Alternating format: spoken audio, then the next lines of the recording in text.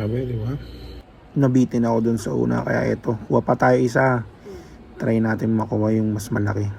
Yan, alligator snapping turtle yan. 5 tokens ulit.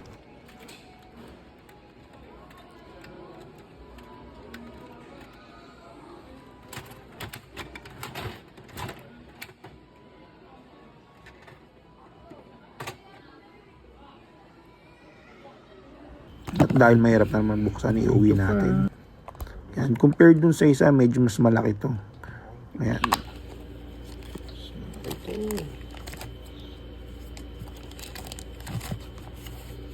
Itong nakuha natin yung Shelus fimbriatus or mata-mata turtle yan. Alam ko na ito, nasilip ko na eh. Ito ay mas malaking kaunti ito. Grabe sa detalye.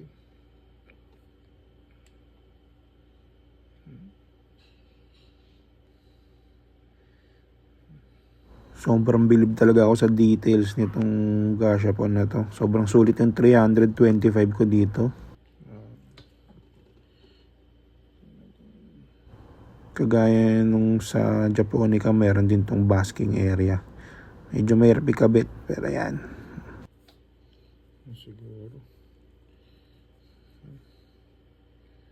Sabi, di ba?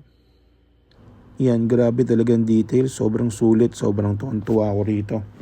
Malamang try ko ulit pagka nadaan ulit dun sa gashapon area.